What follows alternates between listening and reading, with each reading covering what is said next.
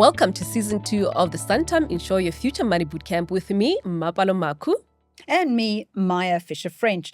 We invite you to join our conversations and use these as both motivation and information to kickstart your own personal financial transformation. Now, over the last 2 months, we've been speaking a lot about debt and assets. But do you know how much your marriage contract impacts every part of your financial life? Marriage in South Africa comes in various forms, and it's important to understand, firstly, when you are considered married, and also how your marriage regime affects your finances. And to help us unpack this, we are joined by attorney mediator Lerato Seroke. Welcome. Thank you for having me. Now, Lerato, let's start off by dispelling the notion of common law marriage and why recognizing a marriage is important from a financial perspective. So we're talking about inheritance, pension, divorce, and tax here. All right. So, Mapalo, one of the common myths in South African law is that when you live together and you have been in a relationship for a very long period of time, that you are considered married. But in our law, there is no such thing as a common law marriage. And what that does essentially is exposes couples to so-called butt and sit or cohabitation relationships to potential risks if they are not informed. So if you are not married, you will, for example, not enjoy the benefits or protections such as inheritance, such as claiming for your spouse's divorced, your ex-spouse or deceased spouse's pension interests. You will not, for example, be able to claim spousal maintenance upon the dissolution of that relationship. Whereas when you are married, you have certain legal protections. So I think, first of all, people in long-term committed relationships who classify themselves as being life partners need to be aware of steps that they need to take to protect themselves while they are still in that relationship at the inception, not when things are about to break down. And, you know, Lerato, you mentioned, certainly very important, if somebody passes away without a will, they will look at there's interstate inheritance, which will look at the spouse and what defines a spouse. But the other one that I've picked up quite often is actually on the tax side as well. So SARS, donations tax, for example, can become an issue if you're not legally married and one partner perhaps puts in a huge amount of money into the other person's bank account, for example. Those sorts of issues can actually trigger donations tax. So it's actually quite in South Africa quite a legal quagmire if you're actually not married. But when are you considered married in South Africa? Because, if I look at myself, right, I follow the traditional route. We got married, we had a marriage officer, we signed the documents, it was a registered marriage, pretty simple. But Mapalo, customary marriage, you followed a different route. At what point are you actually considered married? So for example, with me, Maya, in my culture, in the Sotho culture, they sent the letter, right? Then after having sent the letter, they come. Obviously, my parents have to say, okay, yes, you can come through. We want to hear your story, right? They get there and they agree to say, all right, yes, we will go through with this. And they leave the first half of the lobola and they leave. Then a second date is agreed upon to say, we are going to come back on this day to finish off the lobola.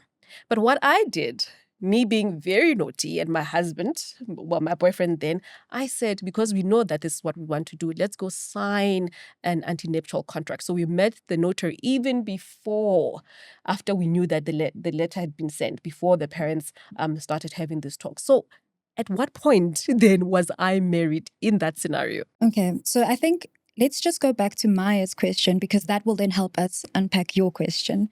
There are 3 types of valid marriages in our law.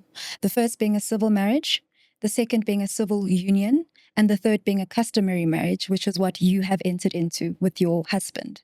So in terms of a civil marriage, that is where you have one man and one woman who are both over the age of 18, who have both consented to being married, whose marriage was officiated by a registered marriage officer, and where the marriage was registered at Home Affairs. Okay. And in a civil marriage, it is necessary for you or the parties in the civil marriage to have a marriage certificate. That is what will classify it as being valid. The second type of valid marriage in our law is a civil union. So the civil union, it is governed by the Civil Union Act, and this is an act that came into effect in 2006. The reason being, prior to 2006, partners of the same sex were not able to enter into a marriage legally. So the Civil Union Act then allowed partners of the same sex to enter into marriages legally, as well as partners of opposite sexes.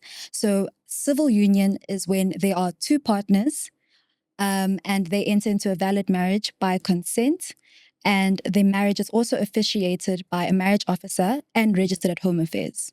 The difference between the two is with a civil marriage and a civil union. Civil marriage specifies the place for a marriage to be considered valid. So, for example, you need to be married at Home Affairs, at court, or in a church, whereas a civil union doesn't do so because it doesn't want to limit the environment in which same-sex marriage can be conducted. So those are the first two, the third being the customary marriage. So the customary marriage differs from the civil marriage and the civil union because it allows more than one spouse in that marriage, by consent, obviously. And in a customary marriage, you do not need to register it for it to be valid. So you don't need to go to Home Affairs for it to be valid. So that is often why we see cases where parties want to divorce or where somebody dies in a customary marriages. It leads to complications. But you don't need to actually register your customary marriage for it to be valid. You do need to consent, and the parties both need to be over the age of 18. But if they aren't, then you need legal consent from an adult in that case. But now, Mapalo, in your case, you did go and register your marriage with Home Affairs. So that was quite simple. If Mapalo and her husband part ways, I'm not saying you're an offence ever will, but if you did, it's quite easy to say there was a marriage, it was registered at Home Affairs. But what if they had not registered the marriage? How and now there's a divorce, or I suppose or there's a pension claim, or something happens. How do you go and prove that you were married? And this is a problem that we see in practice often, where, for example, a spouse dies suddenly or one of the parties wants to get divorced. So let's deal with one of the parties wanting to get divorced and the problems I've seen in practice. So what would happen there is, let's say the wife, which is usually the case, approaches us for assistance for her divorce. We then need to get background into how she was married, who was there, when was lobola done, pictures, invitations, any sort of evidence that she can provide to us so that I could then advise her on before we approach the court for this divorce. Oftentimes, as attorneys, we tend to try to settle matters between each other. So we'd reach out to the husband and say, look, your wife has come to us for a divorce. What are you saying? Can we settle this, or do we need to go to court? In most cases, the man will deny the existence of the marriage. So that is where we need records. That is where we need proof. That is where we need to build a case. So what we often tell clients is, leading up to the finalization of your customary marriage, it is very important to keep records. Keep records of the letters that are written to the wife's family, asking for her hand in marriage. Keep record of the lobola receipts. So those are the receipts outlining, for example, what must be paid, what has been paid, what is due to which family. Keep record of your lobola invitations, because oftentimes there's not just one lobola celebration, there's more than one. Keep record of photos. Keep your videos. If there are witnesses there, try to have them write statements, because oftentimes we've seen when we go to court, sometimes, let's say, an elderly grandparent was there. By the time you're going for a divorce, that grandparent has now passed away. So how will we then prove this as a credible witness? So I would advise parties to just keep records, keep WhatsApp messages. Also, during the course of the relationship, make sure that you record that, for example, you have put your spouse as a beneficiary or nominated them as a beneficiary in your policies as spouse. Okay? Make sure, for example, in a will, draft a will. I will always advise people to draft a will. In your will, make sure that you clearly set out that your spouse is your spouse. Because then when it comes to proving the validity of this marriage, that will assist your case. But I mean, obviously you can simplify the whole thing by registering your marriage at Home Affairs. Of course. Then if you've done that, you don't have to worry too much about all the documentation. I think to me, that would be perfectly honest, the easiest Yeah. easiest Yes. method. But maybe there's a reason not to register with Home Affairs. I mean, what would stop somebody going and registering it with Home Affairs? Look, I wouldn't say you are correct in saying the easiest way is to register, but I think you need to take the context of our country economically and historically into account. First of all, a lot of the people who are still entering into customary marriages without registering them tend to be those in locations or in rural areas. And they still have the mindset that having your lobola negotiations, having your customary celebrations is enough. We don't need to go the legal route. We don't need to do, some of them don't do the white wedding even. So why would I need to approach Home Affairs to register it? The other thing is practical difficulties, so hurdles. If I'm living in a rural area, getting transport to Home Affairs to register a marriage is not in my interest. Sometimes there's misinformation about the costs of registering a marriage. Some people believe it's, quite exorbitant, which is not the case. And other times we find that the husband generally tends to want to protect his interests because he knows that by registering this marriage, he is sort of formalizing it. Not that it's not formalized if it's not registered. And so he is sort of protecting his interests. He knows that it will take his wife a lot more financially and mentally to prove the validity of this marriage. So you're saying often that the husband will be the one resisting. That's what I've seen in practice. And it's quite interesting because I know you and I have had a discussion about this before. And obviously one of the other things you can do is you go to family members to testify that you are married, and you've seen mother-in-laws turn around saying, oh, she's not my daughter-in-law. Yes, mother-in-laws, sister-in-laws, even children. So for example, if it is the husband's second marriage or first marriage, but he has children from a previous relationship, the same children who were raised by, for example, the wife wanting a divorce will deny, no, this was just my father's girlfriend. The mother will, for example, say, no, I may have referred to her as Makoti, but it doesn't mean that they were married. It was just a loving term, and a term of endearment that we used as a family. So even, I suppose, the husband side of the family can turn against the wife when, it leaves her in a very vulnerable position. So oftentimes what we say is, keep record of those WhatsApps. If you have WhatsApp messages or text messages between yourself and your husband's family showing that proof, but also things such as wills, as I've said to you, nominating each other on policies, any other contractual documents that can show that you have been recorded as a spouse.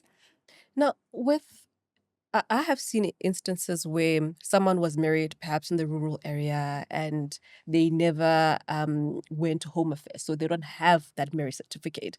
Then perhaps they are working in Johannesburg and they find someone that they like and they hardly ever go home now. And the person who's here and perhaps is more aware of these things, they say, you know what, if you want to get married, let's go to Home Affairs.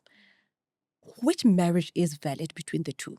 Because he is married where he comes from, and now you have someone who has taken him to Home Affairs, and now there's a marriage certificate.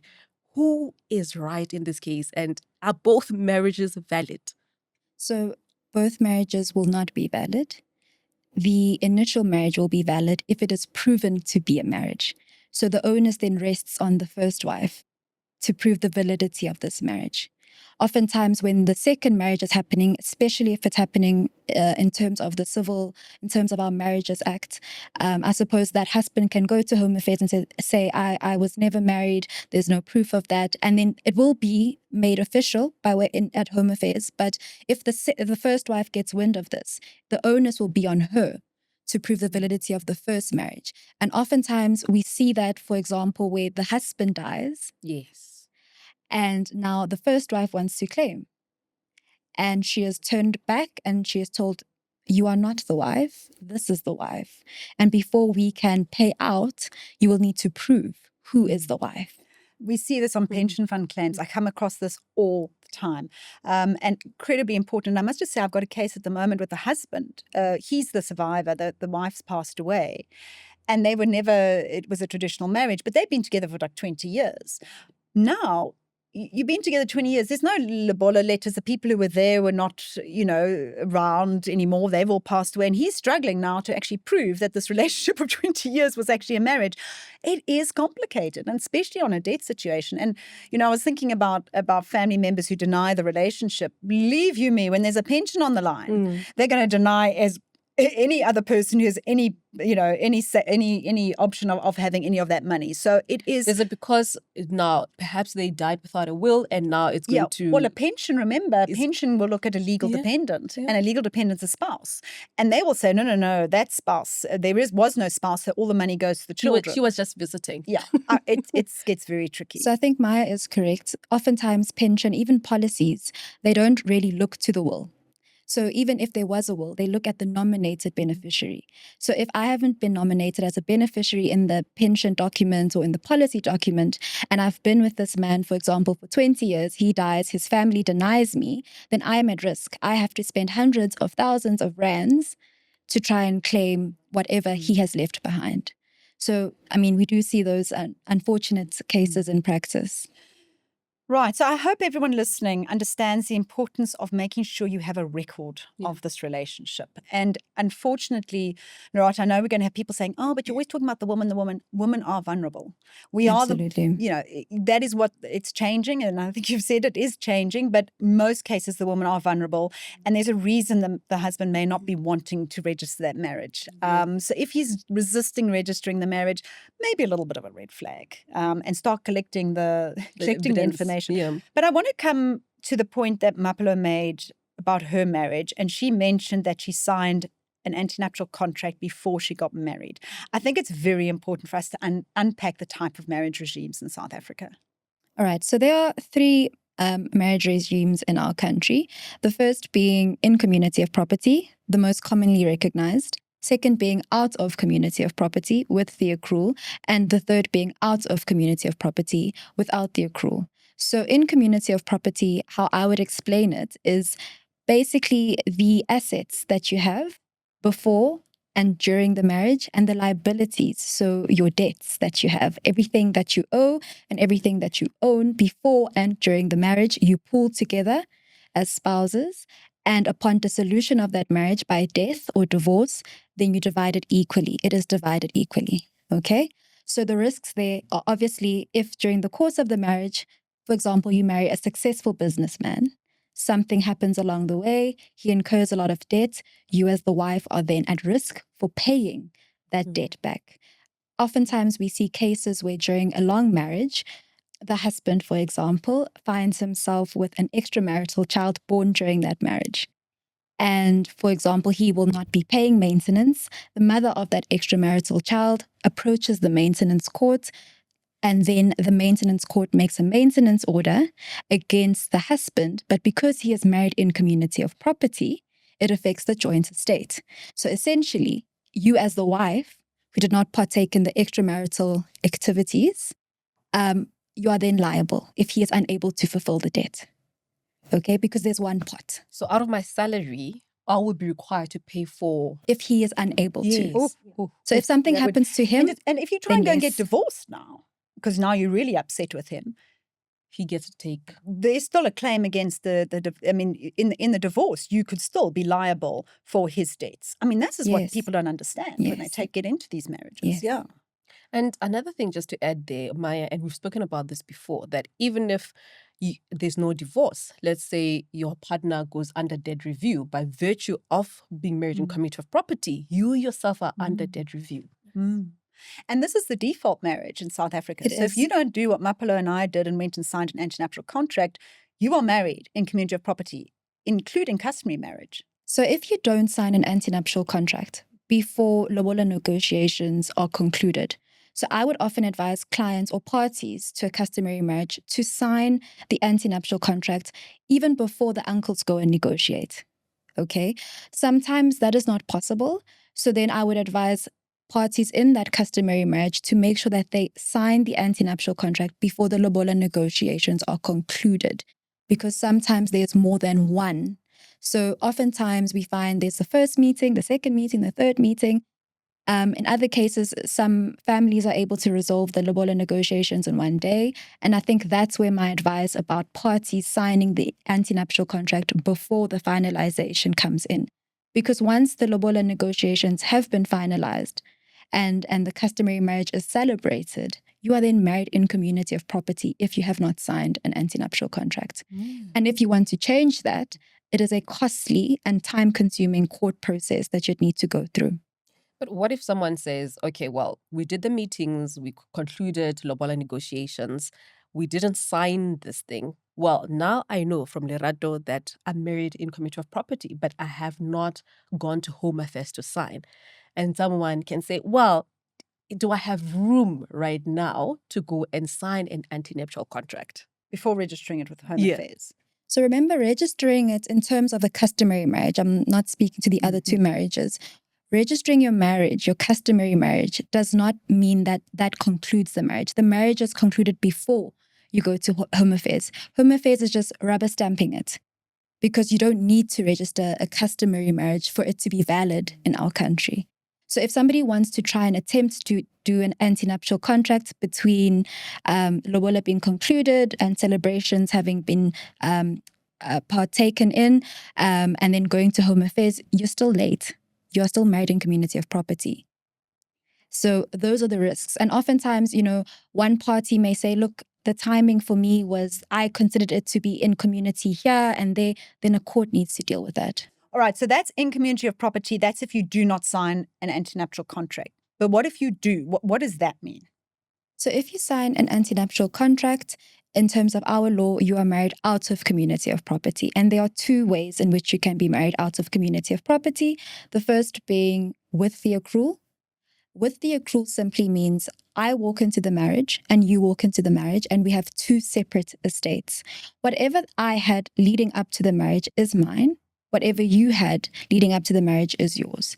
During the marriage is where we sort of merge our estates, but we still are independent of each other financially. After the marriage, so if you die or if we divorce, that is where we look to the accrual, the growth of your estate. And what we do there, it's a calculation. Essentially, what will happen is we look at what the wife, for example, accrued during the marriage and what the husband accrued, and the party who accrued the less amount will then have an entitlement to half the difference of the growth of both of the parties. So I suppose with the accrual, it's more of a fair share, but you're still financially independent. Whereas within community of property, you're not financially independent. You need consent for a lot of your transactions and everything is in one pot. And of course, debt isn't part of the Debt accrual. is well, when we are calculating the accrual, to get your accrual, we look at your assets and your liabilities. So debt is part of it, but unlike in community of property marriages, I am not liable for your debt when I am married out of community of property. So if I am liable to pay my creditor and I cannot fulfill that and they want to attach an asset, they will not come after your asset in lieu of me not having an asset available. So that's the difference. Sort of protecting each other also in marriage. Absolutely. Yeah. For me, that feels like love. Like we are protecting each other because, for example, if both of us are in business and something happens with his business, I'm still protected. I can still take care of the family, isn't it? Are you married ANC with accrual? No. Just pure ANC? Yes. Oh, no accrual.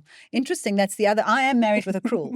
But my husband and I, when we got married, we were 23. We were told by our attorney that our marriage wouldn't last. We just celebrated 30 years. So it did. But we came in with nothing. So probably accrual made the most sense for us. Anyway, it wasn't like we were protecting different assets. We had nothing. I think we didn't even have dining room table. We had nothing. But what about Mapalo's contract? She didn't go with accrual. So she's married out of community of property without the accrual, which means essentially everything is separate. So what she made before the marriage and what she makes during the marriage, her husband has no claim to. Assets and liabilities. So that is what is mine is mine. And here we find it more oftentimes we find this benefits parties who have had more than one marriage.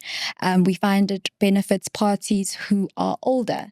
So for example, if this is my first marriage and I am maybe 54, and I have accrued wealth during the course of my life, I do not feel comfortable sharing it with my partner. I love him, but I need to protect my own interests. So oftentimes, parties who tend to veer for out and out, it tends to be a subsequent marriage, or it's a marriage where a party is entering it for the first time, but at a later stage in their life where they have a lot to lose if the other party would die or if they would divorce. So that's an interesting observation, because Mapalo, yours was a first marriage. Yes. So Hopefully why? my last. Hopefully your last. So why did you choose not to have the accrual, and how do you manage your finances if you and a fiancé decide to buy a property together, for example, or how do you go about doing it? So for me, Maya, why we decided to get married out of commuter of property without the accrual, I just said, you know what, I'm going to build my own assets. And I think for me as a woman, it has empowered me to be very intentional with my finances. I know that, God forbid, if he wants a divorce, I'm aware of my finances every single time. I know I'm going to have to take care of myself. But how we manage our finances, I find that sometimes we manage our finances together more than people who are married in commuter of property. Because yes, some people do have the contract of being married in commuter of property, but their finances are worlds apart. We talk about everything. Okay, our investments, this are our goals, this is what we want to do for our children. So if we're buying a property, for example, together, he will say, all right, it's going to be both in our name. But I know it carries a risk. If we get divorced, we're either going to have to sell the property and share 50-50, or I'm going to have to buy him out or he buys me out. So I'm acutely aware of the risks, but I'm comfortable with them. Lerato, you want to add to that? I think that's a very wise choice, especially because I assume leading up to the marriage you had generated quite a bit of wealth and you wanted to protect yourself. You didn't want to find yourself in a situation whereby if you were to divorce your husband, you were going to be in a financially vulnerable position, having to start from zero, which is what we see in practice, unfortunately. So what you have done essentially is enter into a business contract, so to speak, when it comes to the property. So if there was a divorce or if your husband did die and you could not agree to what will happen to the property, either he would need to buy you out or you would need to buy him out, or you would sell that property and split the proceeds equally.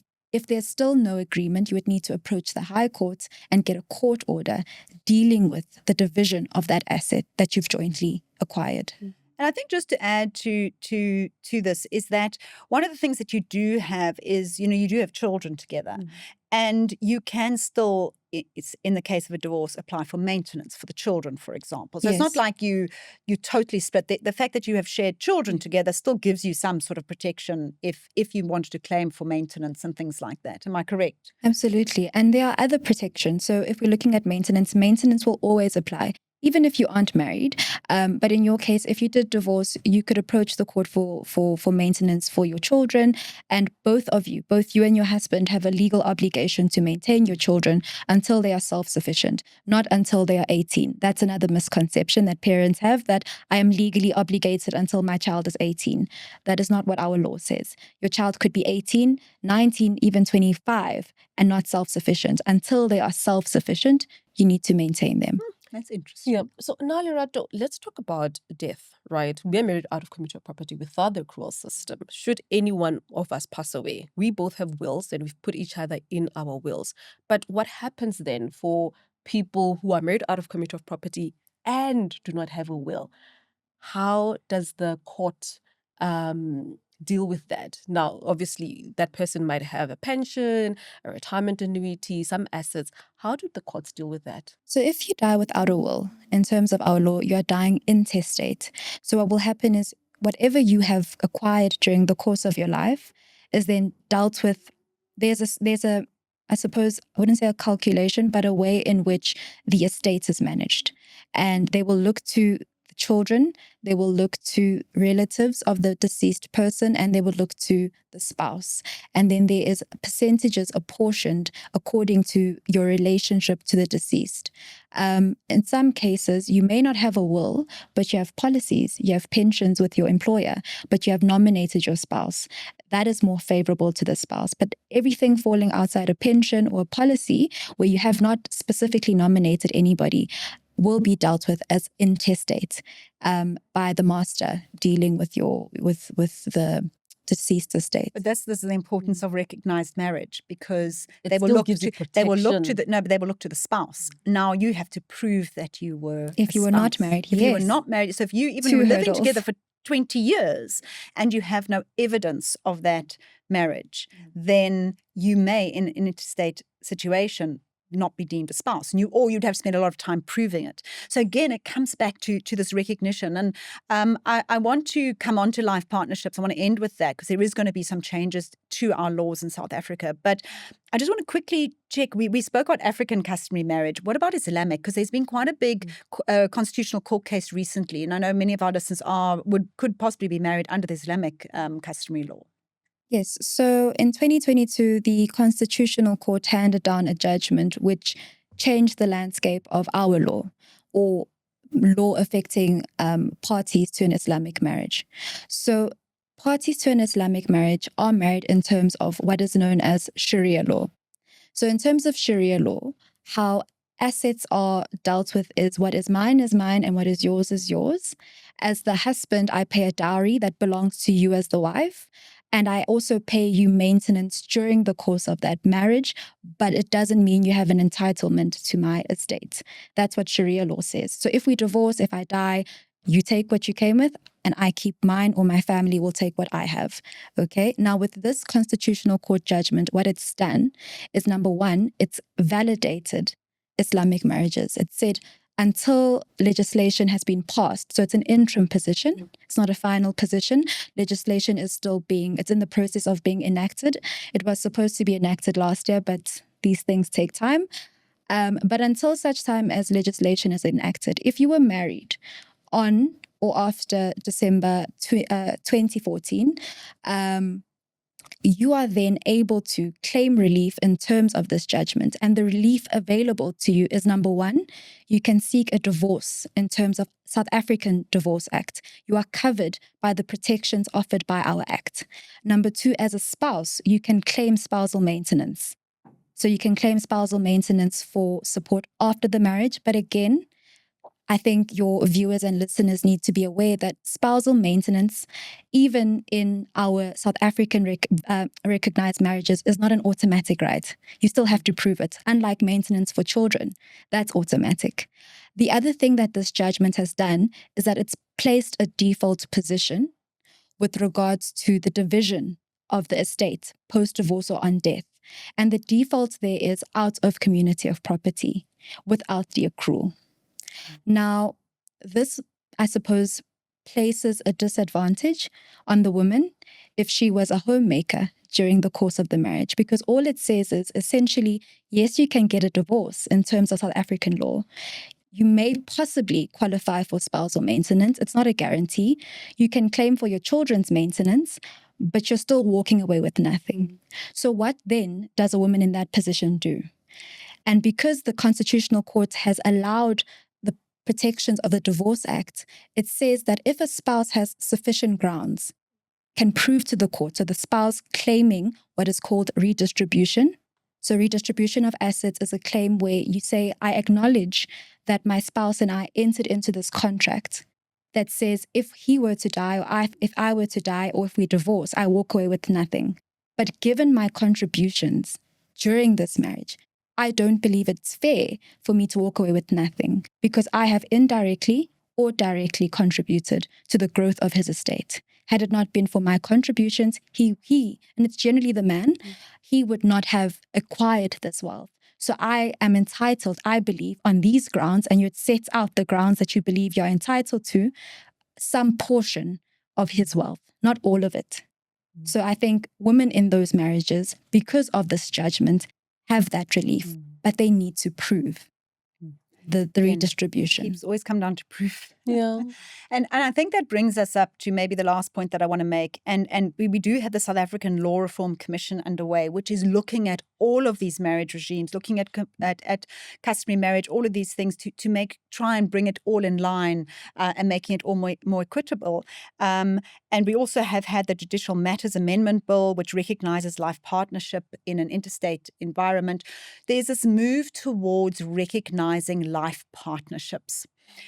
So we will move away from this kind of, well, you have to, register your marriage with Home Affairs. So we're moving a little bit more into what we would think of common law marriage. But Lerato, it still requires you to prove this relationship. And so I just want to end off by saying, how do you prove that you have been in a life partnership? It's all about keeping records, because women and men in those arrangements are vulnerable. So at the inception of this life partnership, so when you become aware that, okay, me and my partner want to live together, I would advise parties to that relationship to do the following. So the first would be enter into what is known as a cohabitation agreement or a domestic partnership agreement. Have something in writing that sets out what I am bringing in, what are you bringing in? What am I paying for? What are you paying for? What would happen if we broke up, if we split up? What would happen on your death? I would then encourage those parties to have a will drawn up. And in that will, nominate each other as beneficiaries and specify the relationship. It doesn't help to put me in your will and just state my name. Who am I to you? The other thing I would do is consult with an attorney. Oftentimes, attorneys get a bad rap. We are the grudge purchase, understandably, but consult with an attorney, even if it's a brief consultation, to understand the risks that your arrangement presents to you. Because should your partner die or should you break up, you then need to prove this relationship in court. And the court will look at various factors. The court will look at the duration of the relationship. They will look at whether or not you lived together, how long you lived together. They will look at how you presented as a couple. So when you attend events for work or social events, how do you introduce your partner? Is this my partner? Is this my boyfriend? Is this my friend? How do you represent each other on social media, for example? In policy documents, what have you classified your partner as in your pension fund nomination forms? They will look at that. They will also look at if there's a shared intention to be in this life partnership. They will look at what you've pooled together as a couple. So your financial investments made and emotional support. Did you create a life together? Were there children there? What were your contributions? So those factors are not exhaustive, but those are some of the things that parties to this arrangement or this relationship need to keep in mind. And I think, Maya, this is why I say to women specifically, and I know it's gendered, and I acknowledge that, but the reality is in our country, women are the vulnerable group. It's okay to date and be in a committed relationship for love. However, it is also okay to want protection in that relationship, to want financial protection, to want legal protection, and to have those conversations with your partner. Because the reality is, it will leave you exposed if you don't have those conversations when things are still good. And I think, Maya, exactly to Lerato's point, have the conversations when things are still easy, when we are still looking at each other as this is the love of my life. And have the conversation and say, let's protect one another. And I think if you approach it that way, then it takes away the weight of it, of saying, oh, goodness, you want to sign stuff now. Yes, let's protect one another. Show me that you love me by protecting me. And I'm going to sign stuff and I'm going to show you that I love you. And I think if you're unable to have those conversations, it can be a red flag. Yes. So actually sometimes it starts. And I just also want to end off, Mapalo, with saying, you spoke about go see an attorney. Go see an attorney when you're getting married as well with the contracts. Really, Absolutely. I mean, it's really worth the investment. How much do we spend on weddings and flowers and the shoes? People are spending upward north of like close to millions, and yet the very thing that's supposed to protect you and it's going to cost you a couple of thousand of rands, we don't do it. We don't have enough time for it. For me, that is the most important piece of paper. And every time before anyone gets married, even with the mentees, I always say, I am holding it to account. There's one getting married in November. She says, you know what, I'm just saving for my to see the lawyer, the notary. I said, by the end of August, I am giving you a call to find out if you've gone. Oh, that's excellent. And thank you so much. That was so valuable. I have been listening to every word that's come out your mouth. I'm thinking, gosh, this is such valuable content. And thank you so much for sharing that with our listeners. I really appreciate it. And to you, our listeners and viewers, I hope you enjoyed that. And you can always drop us some questions if you need to know more.